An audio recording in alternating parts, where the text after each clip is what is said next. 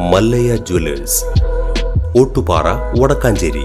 Phone 04884232666. അന്യം വന്നു പോകുന്ന പുള്ളുവൻ പാട്ടിനെ കൈവിടാതെ ക്ഷേത്രങ്ങളിലും കാവുകളിലും അവതരിപ്പിക്കുന്ന ഒരു പറ്റം കലാകാരന്മാരുണ്ട് കേരളത്തിൽ. നാഗദോഷം അകറ്റാനായി മനുഷ്യന്റെ ജന്മനക്ഷത്രവും പേരും ചൊല്ലി നാവൂറു പാടിയാണ് നാഗങ്ങളെ പ്രീതിപ്പെടുത്തുന്നത്.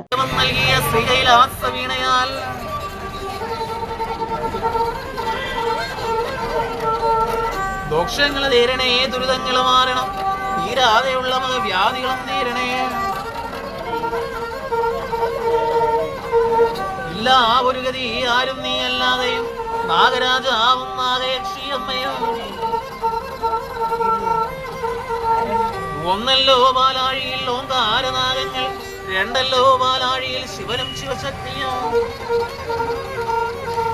മൂന്നല്ലോ പാലാഴിയിൽ മണിനാഗസർപ്പങ്ങൾ, നാലല്ലോ പാലാഴിയിൽ നാഗരാജാവ്,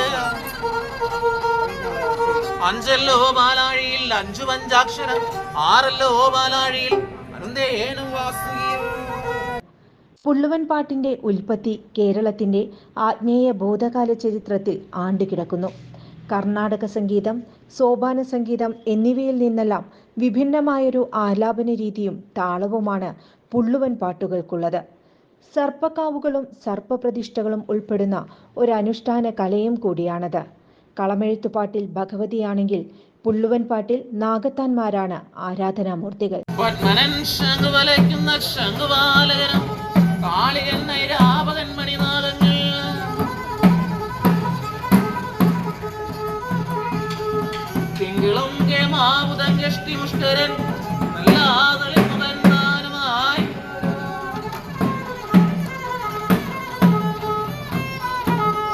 വെട്ടിക്കോട്ടമരുന്ന നാഗരാജാവേ, നീലെന്നുവരായ നാമധേയങ്ങൾ,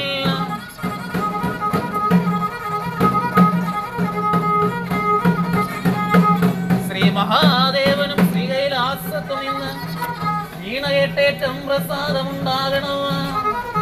ഐതിഹ്യമനുസരിച്ച് ത്രിമൂർത്തികളുടെയും മറ്റു ഭൂതഗണങ്ങളുടെയും നാരദൻ, സരസ്വതി എന്നിവരുടെയും സാന്നിധ്യത്തിൽ കൈലാസത്തിൽ വെച്ചാണ് പുള്ളുവരുടെ ഉദ്ഭവം. ശിവൻ ദർഭപുല്ലിൽ നിന്ന് പുള്ളുവരെ സൃഷ്ടിച്ചു.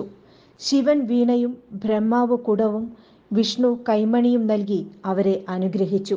അതോടൊപ്പം സരസ്വതി സംഗീതവും നൽകി. നാരദൻ ദേശാന്തരങ്ങൾ സഞ്ചരിച്ചു സർപ്പങ്ങളെ പ്രീതിപ്പെടുത്തുന്നതിന് പുള്ളുവരെ അനുഗ്രഹിച്ചു ഭൂമിയിലേക്ക് യാത്രയാക്കി. ഇക്കഥ സൂചിപ്പിക്കുന്ന പുള്ളുവൻ പാട്ടുകളും അവരുടെ വായ്മൊഴി ശേഖരങ്ങളിൽ കാണാം.